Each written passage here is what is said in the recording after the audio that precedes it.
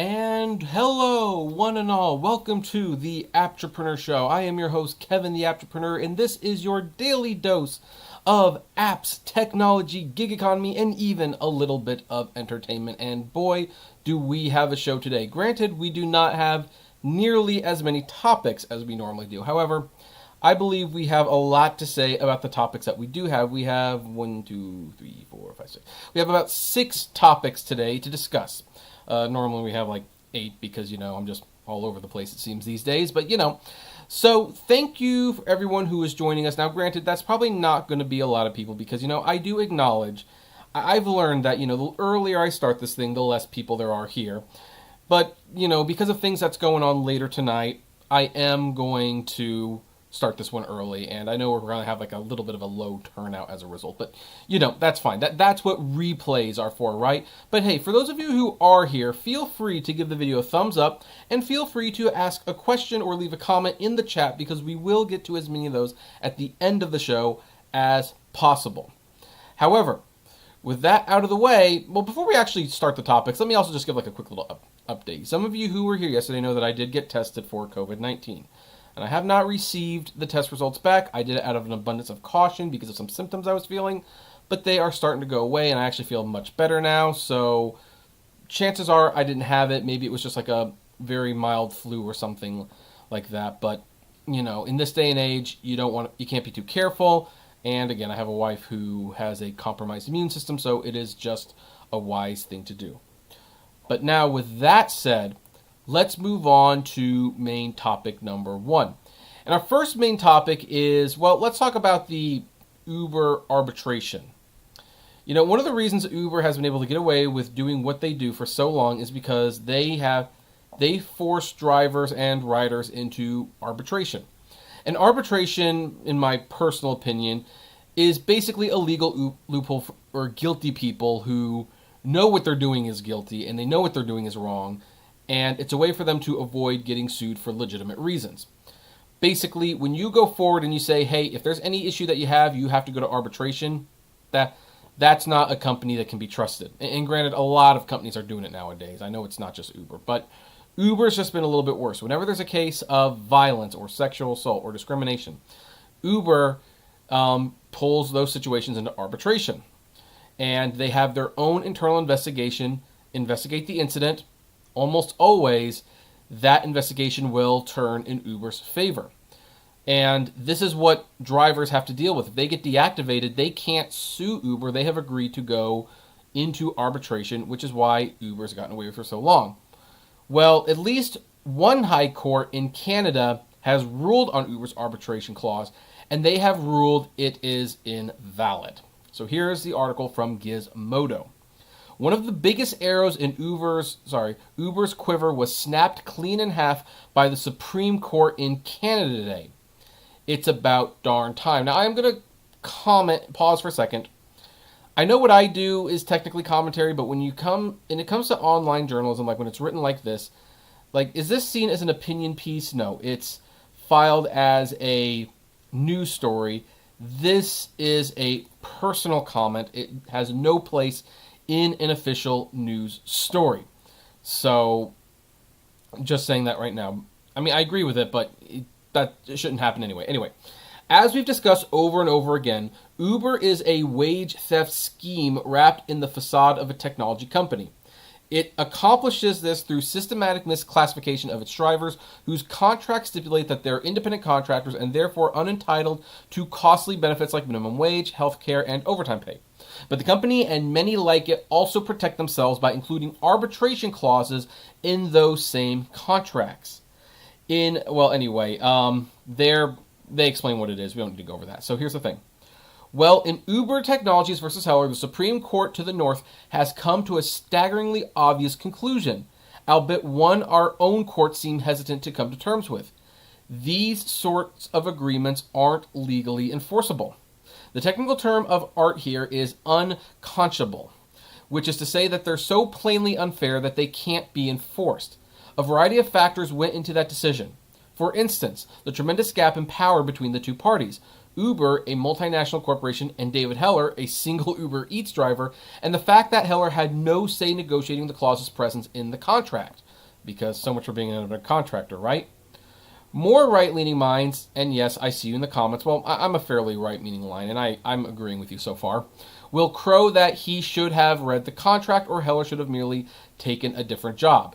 You know, here's the thing. I'm going to say, as kind of a right-leaning person, I don't think those are completely invalid arguments. I actually do read all the user terms that I agree to, just so that I know exactly what I am agreeing to. And I also believe that if a job is not working for you, you should take another job. And I have led that by example as being one of the first Uber tubers to very publicly say, I'm not going to continue doing this because it's not fair and it's not working for me. That said, that's not necessarily a good enough argument because that does not negate the fact that Uber is taking advantage of people. So there's where I stand. First off, you're being a douche. This really should be an opinion piece. But the Canadian Supreme Court had thoughts about this too, because nowhere in that contract was it made clear that the cost of pursuing arbitration would likely cost Heller approximately a year's worth of wages from Uber Eats. In other words, arbitration would keep Heller or other contractors like him from seeking justice. And Justice Randall Brown wrote, there is, therefore, no good reason to distinguish between a clause that expressly blocks access to a legally determined resolution and one that has ultimate effect of doing so. We thank an Uber spokesperson said, we thank the court today for today's ruling, which we'll review more closely over the coming days. We can, however, share our plans to amend our contracts to align with the court's principles. Going forward, dispute resolution will be more accessible to drivers, bringing Uber Canada closer in line with other jurisdictions. We are proud to offer flexible earning opportunity to tens of thousands of independent drivers throughout Ontario. So, what does this mean? What does this mean? Well, Ewan McGowie, a lecturer at King's College of London's Law School, in email to Gizmodo, said, in Canada, all Uber sham arbitration clauses are unenforceable and void. The next step for drivers is to go to an Ontario court and claim they are employees, to have employment rights, for instance, the right to collectively bargain through a union, the right to fair pay, or job security.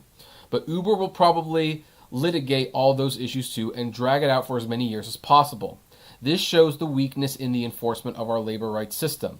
What should have happened in an ideal world is that Uber's license should have been withdrawn, tax authorities would have forced payment of tax, and a well-resourced labor inspectorate would have made Uber comply with workers' rights. That has been the case in some countries such as Germany. However, the system of labor protection in Canada is struggling. A priority for the government should be to uphold universal human rights, including labor rights. All in all, another especially riveting chapter in Uber's never-ending losing streak. So yeah, this is another big loss for Uber, but as that email pointed out, you know, it's not like the court's really good at doing a follow-up on this. It's kind of like, I guess the way a good example would be like this. You know, you're in, let's say you've been taken away by Child Protective Services because they feel that your parents are abusing you. And they put you in a foster care home. And then it's like the foster care home either never checks up on you or they check back so infrequently that there's time for a lot of damage to be done. Heck, they might not have even realized that the foster parents that you were given to are actually related to the parents you were taken away from. So in some way, you're actually still under the abuse of those parents. So, yeah, I do like that Canada has actually stepped up and said no. I'm glad that they put their foot down. I'm glad that they said this arbitration thing is not enforceable, that you can't put it in there. I'm glad to see Uber being forced to rewrite it, but then who's going to enforce what happened? Who's going to make up for all the years that Uber has mistreated this arbitration? That's one of the major problems. It's really not enough, and it probably will never be enough. But again, this is one of the, just another feather, another whatever you want to call it, in the daily fight against Uber. So, I would like to know, though, what is your thought on all of this? I'd love to know. Comment below. Like, favorite, share, subscribe. And as always, flame responsibly. Have a good one. And with that out of the way, let's talk about main topic number 2. And our second main topic also involves Uber. It's actually been a long time since I've had 2 Uber topics in one day. And that is that Uber is actually paring back their digital wallet ambitions. Now, this is a big deal. And this might be a hint that if you own Uber stock, you might want to sell it soon, because this is not good news for them. Now, one of the ways that Uber was going to continue to grow as a technology company, they wanted to get into financing. As I explained before, this is not unusual. Almost every company has their own credit card. They have their own financial institution of some sort. Financing is huge business. And Uber needs, well, something other than rideshare, because rideshare is really tanking. Uber Eats is doing very good, but they still need more than that. And, well, digital wallet, their Uber wallet was going to be, like, I think that thing that could have saved them. But apparently they're going to be scaling those plans back a little bit. Now, here's what the MSN article says. It's actually from Bloomberg, but through MSN. Uber Technology Incorporated's financial service leader, Peter Hazelhurst, is calling it quits as the ride-hailing giant focuses on rides and food delivery, and ICE's plans to become a financial services company. In an email to staff on Thursday, Uber Chief Executive Officer Dara Khosrowshahi said that Uber will, quote, deprioritize several of its finance-related projects, which have included credit cards, a digital wallet, and instant payments for drivers. Oh boy, this is going to be bad. Khosrowshahi wrote in the email to staff reviewed by Bloomberg that in light of the change in direction at the company, I understand Peter's decision to pursue something more aligned with his passion and initial ambitions. Hazelhurst announced his decision Thursday in an email to his Uber Money team, the financial group he's led since 2018. He described the ambitious plan he presented at the Money 2020 conference in Las Vegas late last year for digital wallet and a host of other financial Uber products as, without a doubt, the highlight of my career. In an interview, he added, if we aren't going crazy on these big products, then I should get out of the way. So, this is like the latest high-profile exit. The company's also done a lot of cuts. So let's look at what is being pared back. So, apparently the Uber credit card is not exactly safe anymore.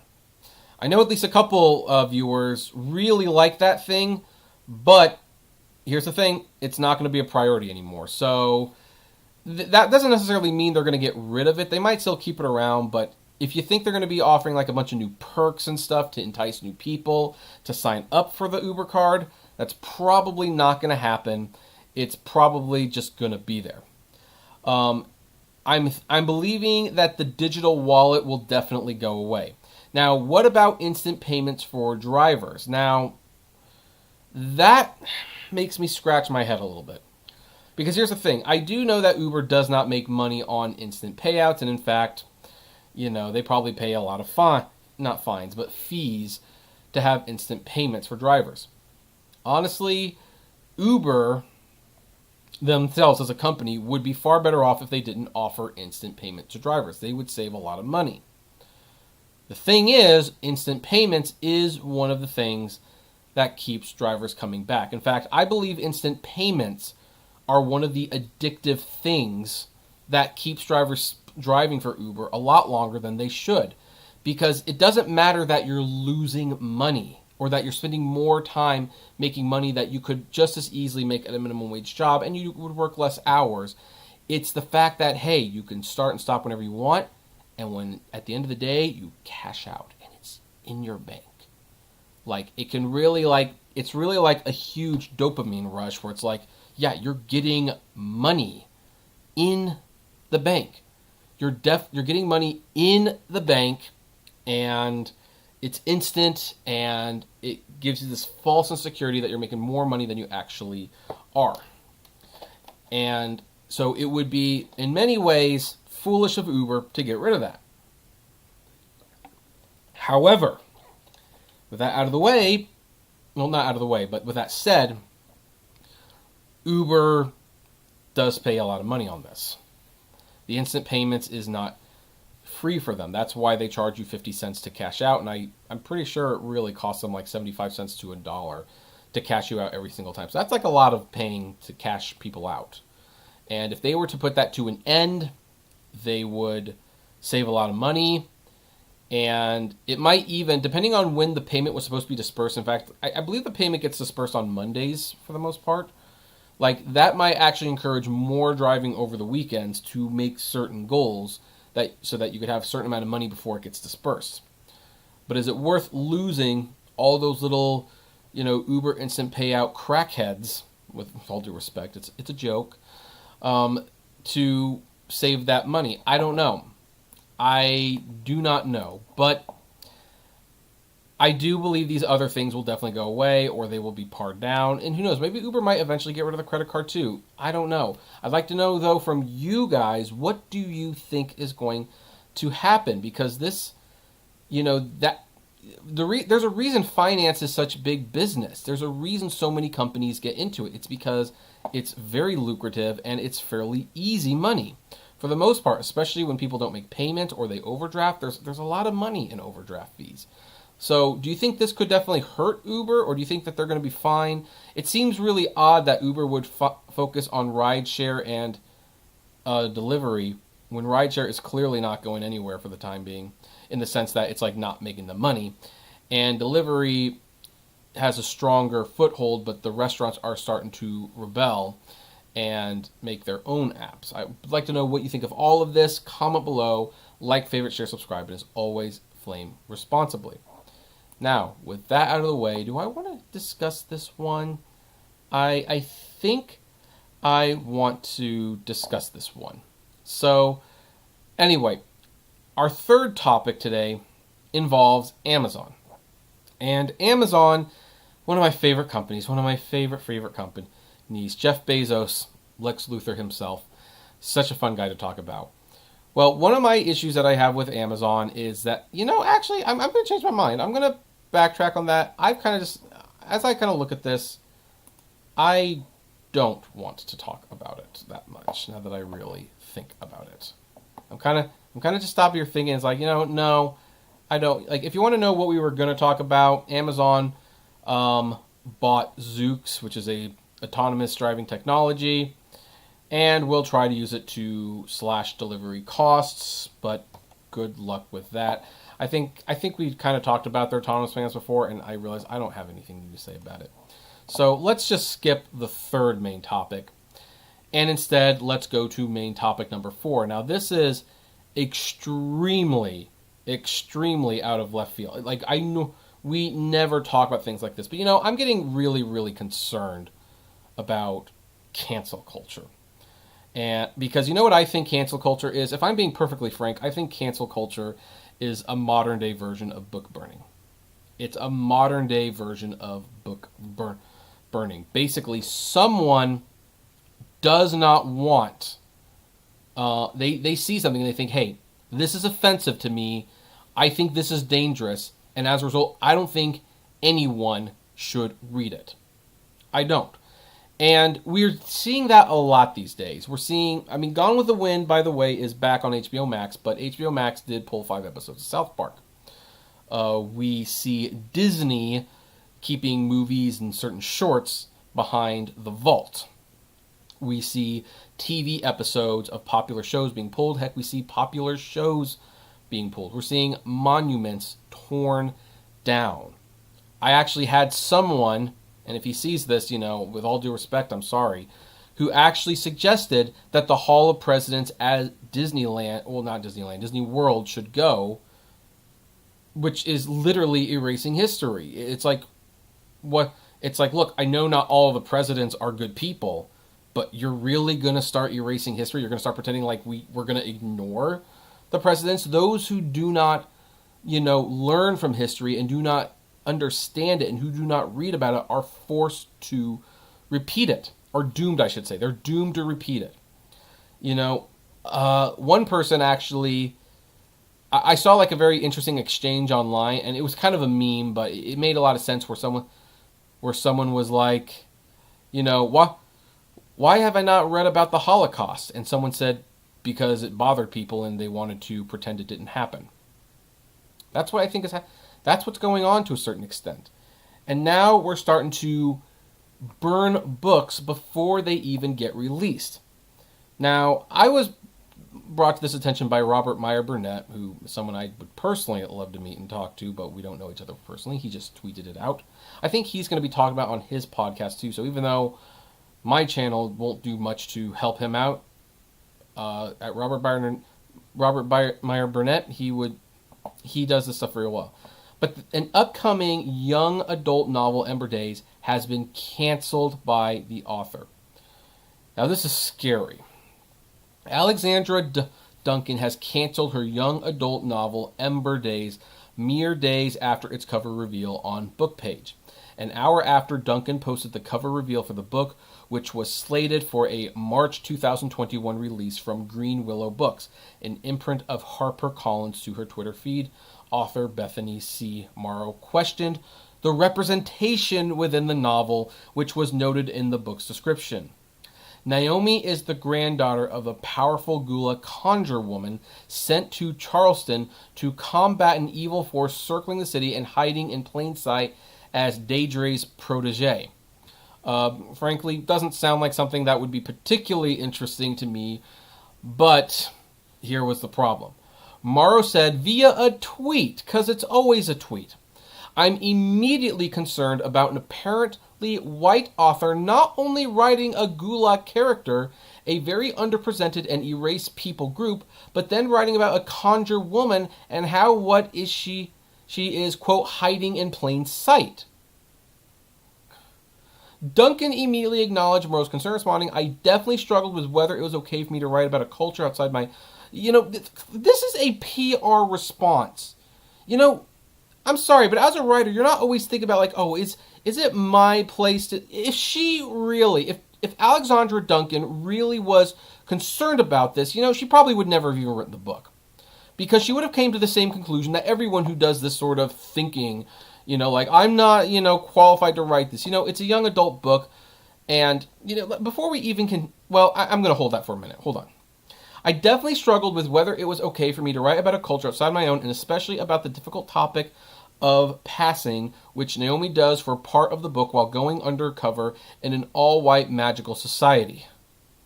Further explaining that her decision to write from the perspective of a character with Gala Geechee heritage stemmed from an interest in writing about folk magic traditions from her area of the South. So she was just interested in folk magic traditions. Now, in a statement yesterday from Duncan, she refers to exchanges with author colleagues following the cover reveal, which made her aware that her misguided attempt to write a book that was inclusive of all cultures of Charleston and the Low Country, where the book was set, explaining that her own limited worldview as a white person led her to incorrectly assume she could responsibly depict the culture. Duncan said, "Clearly, the fact that I did not see the signs of the problems in my book's premise in my research or conversations about the book is evidence that I was not the right person to try to tell this story." It's a fantasy. I can tell right now, it's a fantasy. You don't need to have it correct all the time. It's a fantasy. In fact, now here's what I'm going to show. I've actually had these books on the side for like a few months, because I'm working on, not a few months, for a few weeks, because I'm actually working on a video about this. But let me show you some mangas. Naruto by Masashi Kishimoto. This is about ninjas and spirits of ninjas. Guess what? This guy ain't a ninja in real life. Nobody cares. It's a story. What about this one? Yu-Gi-Oh! Kazuki Takahashi. Now, I know it's about a card game, but before it even gets to the cards, it's about Egyptian culture and artifacts and mystic games and everything. It's probably not that culturally respectful to Egyptians. It's not offensive, but it's not taking everything, in Egypt culture at face value. It's a story. Nobody cares. What about Yu Yu Hakusho? About a detective who dies, a high schooler who dies and becomes a spirit detective for the dead. Guess what? Most people cannot scientifically say what happens after death. We don't actually know. Just a story. And here's the big one. And this is probably going to get re-released next year. Although maybe not, considering where we're heading right now. Shaman King. Hiroyuki Takai, or Takei, I think it's Takei actually, was interested in Buddhism and Christianity and shaman. And here's the thing. I remember years ago when I told someone that I was reading the series, this really cool series that I like called Shaman King. And it was a friend at church. And the friend at church like said, do you know what a shaman is?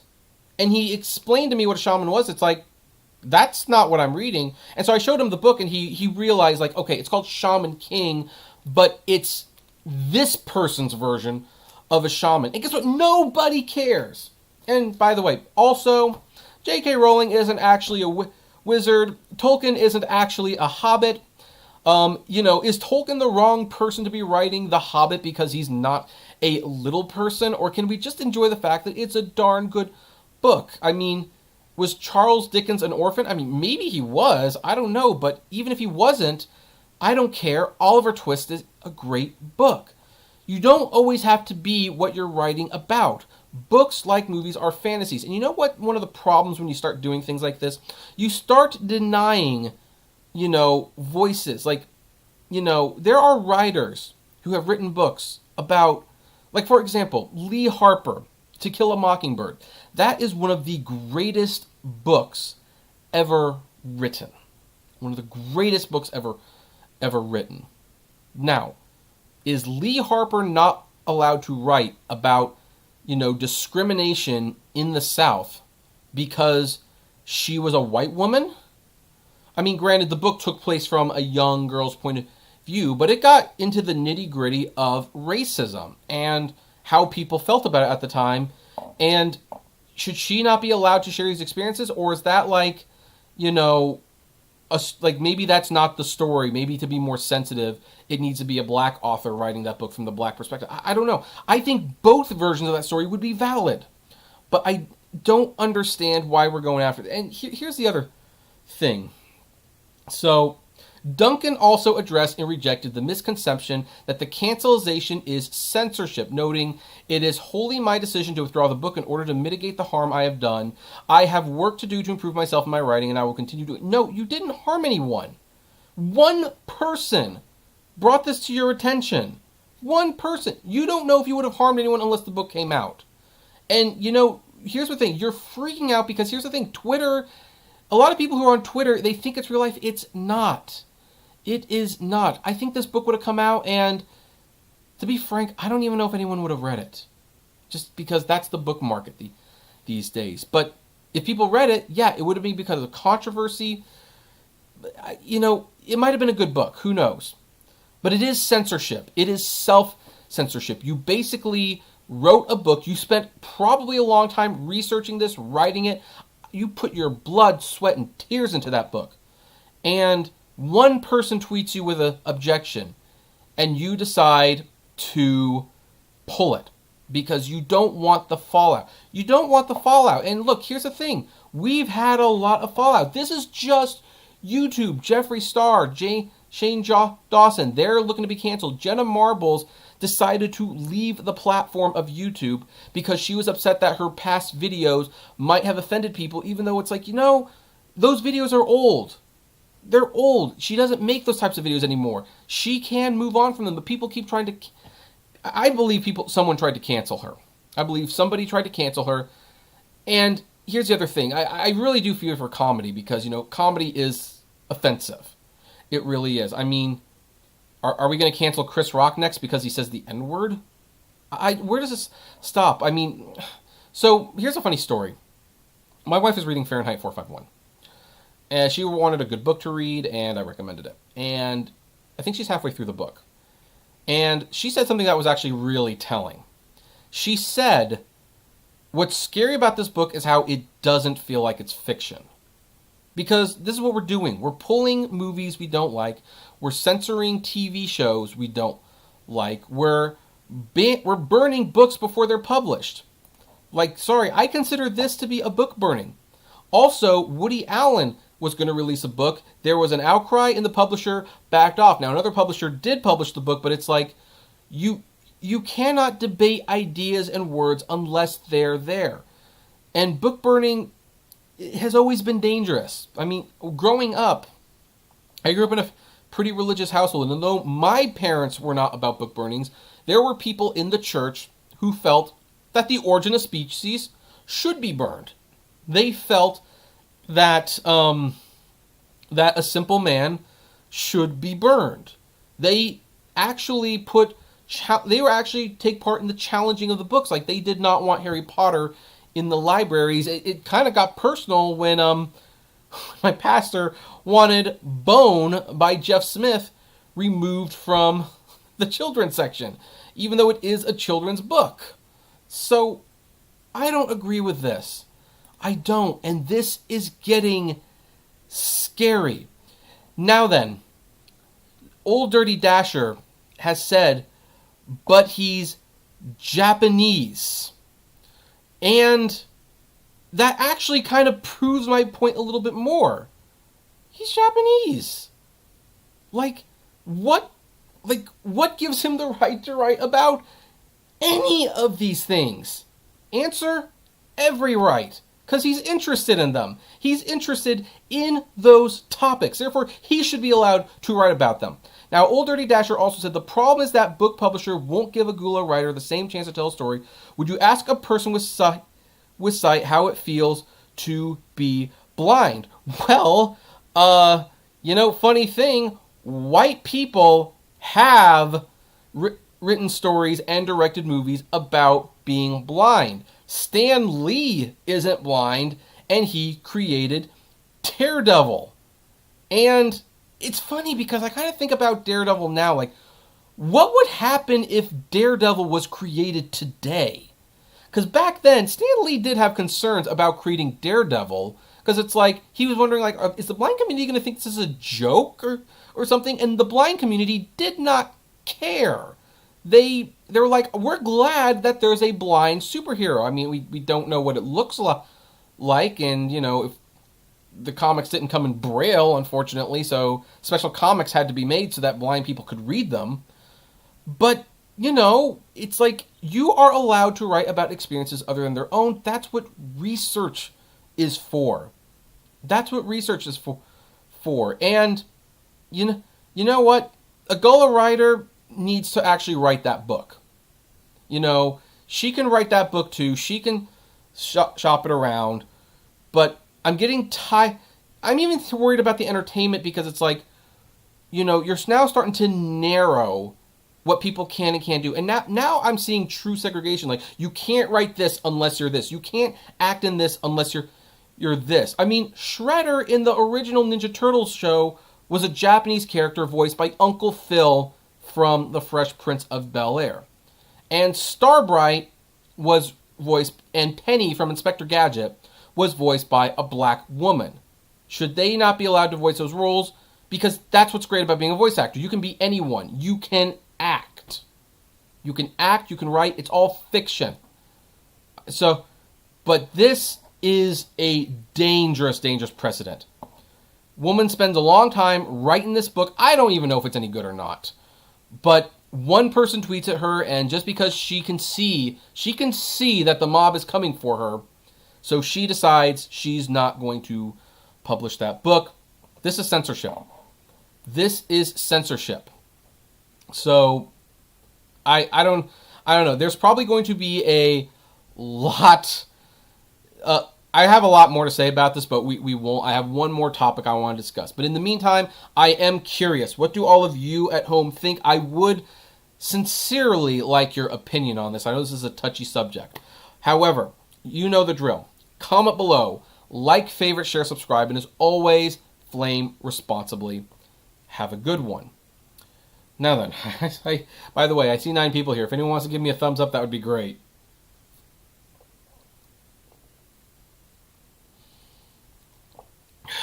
Ooh. Sorry.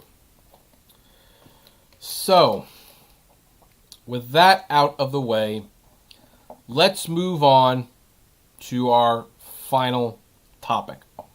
And the final topic is kind of a big topic, maybe not as big as the last one we did. But in terms of technology and retail, this is a big one. And for the record, I own stock in Microsoft, so just to be transparent.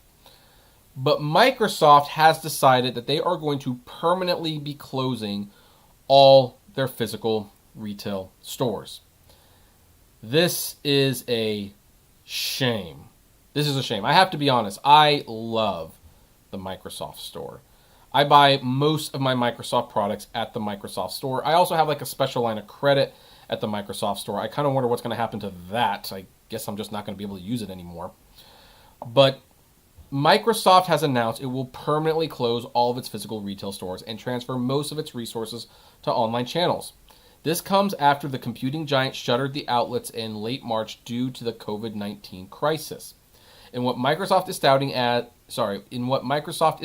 as a new approach to retail, the company said its retail store employees will be transitioned to its corporate hubs and will provide customers remote sales training and support. The company will focus its efforts on existing digital stores on Microsoft.com and through Windows and Xbox, which have a collective reach of 1.2 billion people globally. Microsoft added that the closures will result in a pre-tax charge around $450 million, which it said consists mostly of asset write-offs and impairments. Now, while Microsoft tried to put a positive spin on this, I think we know why this is the case. The COVID-19 cases are spiking, #wear a damn mask. But anyway, I digress. And here's the thing. I do believe we will go back to stores in a year or so. I do believe we'll be able to go back to life as normal. A vaccination will come around. We'll develop herd immunity. COVID-19 will probably never go away, but we will be able to treat and manage it a lot better. That is what we do. There are a lot of sicknesses that we get nowadays that, once upon a time, that sickness used to be lethal. Now, we take a pill or a shot and we can kill it really easily. But it's not going to be there this way for a while. The Microsoft stores, the main reason you go to a store like the Microsoft Store is to test the products. You test the products, you try things out, and in some cases like me, you can get like a line of credit and then you can go on a payment plan. I was really hoping to buy my Xbox Series X at the Microsoft Store for this reason, because I have no doubt the Xbox Series X will be expensive. Therefore, I believe the Microsoft Store was going to set up like a plan where it's like, hey, if you sign up for the Game Pass and the Xbox Live for 2 years, this is how much it will cost you to pay off this Xbox Series X. I believe that's what they were going to do. That's not going to happen anymore, apparently. I don't know what's going to happen, though. And it's sad. But, it's kind of problematic now. I mean, if you look at this picture, you'll see a lot of tablets and touch screens and stuff. Well, those would have to be constantly wiped down. And while we were starting to reopen stores, it's looking like we're going to have to be reclosing a lot of them because people just won't #wear a damn mask. So, it's a shame. On the positive side, it does not appear that Microsoft is really going to be laying a lot of people off. It seems like almost all these jobs will be repurposed to work from home, and they're going to be taking the Microsoft Store concept digitally and remotely. So there's some positive in that. But that said, I am going to miss going to the Microsoft Store. I really genuinely like this place. And it's just kind of one more reminder of just how much damage this creepy crud has actually done to all of us. So it's going to hurt a little bit more before it gets better. But, I mean, I don't think Apple's going to be closing their stores, but who knows? Honestly, who knows at this point? Because maybe Apple doesn't want to be in a position where they sell a new phone during a pandemic and then the stores encourage like a bunch of crowding while people get in line. I don't know. But anyway, I would like to know, what do you think about this? Did you ever go to the Microsoft Store? Are you going to miss it? Or are you one of those people who's just over retail in general? I would love to know. Comment below. Like, favorite, share, subscribe. And as always, flame responsibly. Have a good one. And that's all we have for the topics. Now, do we have... can you tell me why Uber stock volume jumps after markets? I don't know why. I frankly don't know why Uber stock does well at all. That's, the Uber stock defies logic sometimes. It really does. Let's Do This says, don't twit. It's never a good thing, but it does get people's attention for some reason. I fear Facebook is dead. The new one is Snapchat. I think people are getting pretty much over social media and just how damaging it can be. And that's pretty much all the comments. So I knew that there would be like a low turnout today. I started pretty early, but hey, if any of you are watching this after the fact, thank you for watching. Of course, we'll split all these topics up into new videos for Monday. In the meantime, you know the drill. Comment below, like, favorite, share, subscribe, and as always, flame responsibly. Have a good one.